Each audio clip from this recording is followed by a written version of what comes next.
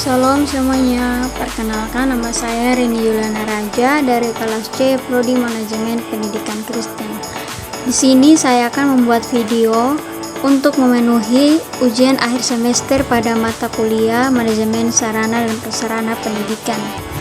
Pada video ini saya akan membahas tentang manajemen ruang belajar.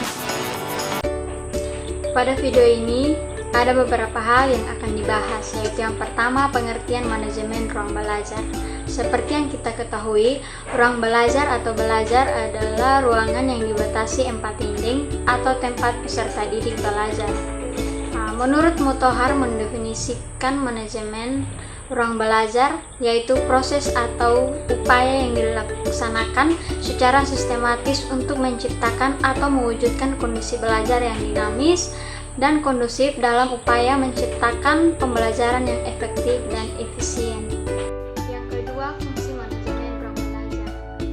Manajemen ruang belajar yang selain memberi makna penting bagi tercipta dan terpeliharanya kondisi kelas yang optimal, manajemen ruang belajar juga berfungsi untuk memberi dan melengkapi fasilitas untuk segala macam tugas, misalnya membantu kelompok dalam pembagian tugas dan memelihara agar tugas itu dapat berjalan lancar.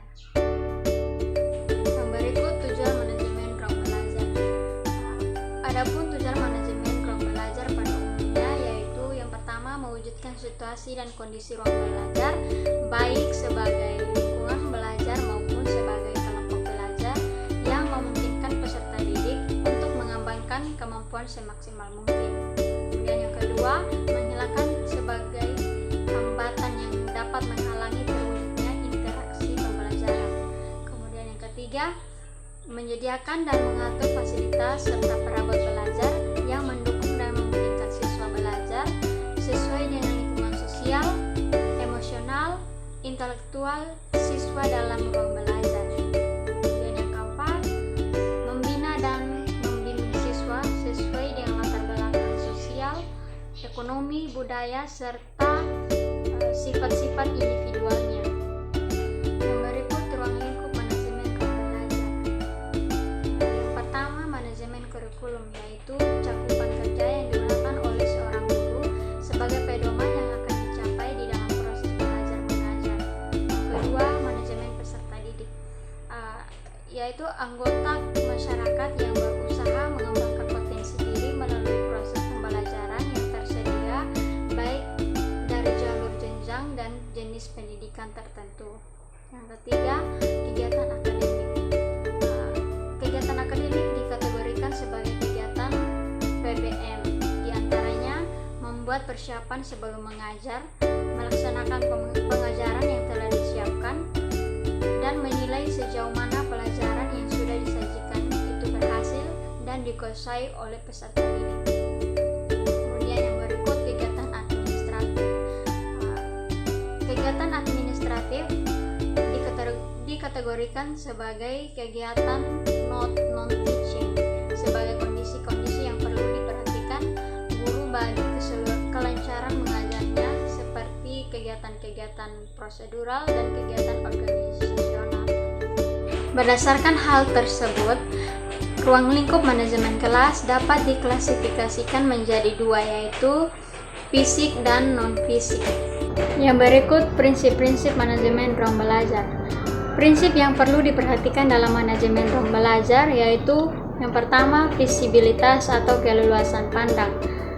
Terkait dengan penempatan dan penataan barang-barang di dalam ruang belajar tidak mengganggu pandangan peserta didik, sehingga peserta didik secara leluasa dapat memandang guru, benda atau kegiatan yang sedang berlangsung. Yang kedua, aksesibilitas atau mudah diakses.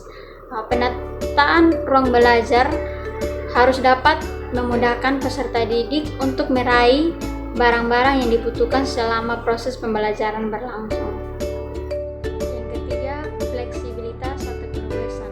Terkait barang-barang di dalam ruang belajar hendaknya mudah ditata dan dipindahkan sesuai dengan kebutuhan proses pembelajaran seperti penataan tempat duduk. Yang keempat, kenyamanan. Prinsip kenyamanan ini berkenaan dengan menata ruang belajar terkait dengan hal-hal sebagai berikut. yaitu yang pertama pencahayaan,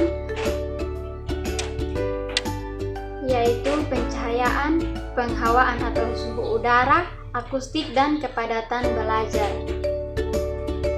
Yang kelima, keindahan. Prinsip keindahan ini berkenaan dengan menata ruang belajar yang menyenangkan dan kondusif bagi proses pembelajaran. Yang berikut, standar ruang belajar.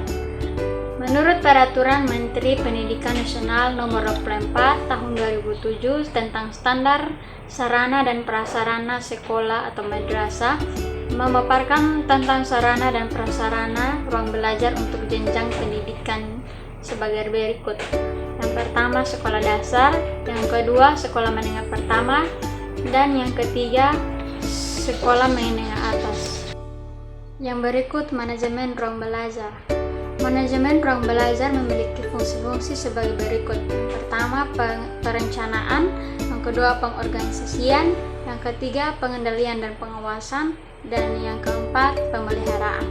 Yang berikut, faktor yang mempengaruhi manajemen ruang belajar. Berhasilnya manajemen ruang belajar dalam memberikan dukungan terhadap pencapaian tujuan pembelajaran setidaknya dipengaruhi oleh 3 faktor, yaitu yang pertama, kondisi fisik. Lingkungan fisik tempat belajar mempunyai pengaruh penting terhadap hasil pembelajaran. Yang kedua, kondisi sosio-emosional. Kondisi sosio-emosional dalam belajar akan mempunyai pengaruh yang cukup besar terhadap proses pembelajaran. Yang ketiga, kondisi organisasional. Kegiatan rutin yang secara organisasional baik tingkat belajar maupun tingkat sekolah akan dapat mencegah masalah manajemen ruang belajar. Sekian materi dari saya. Terima kasih. Salam.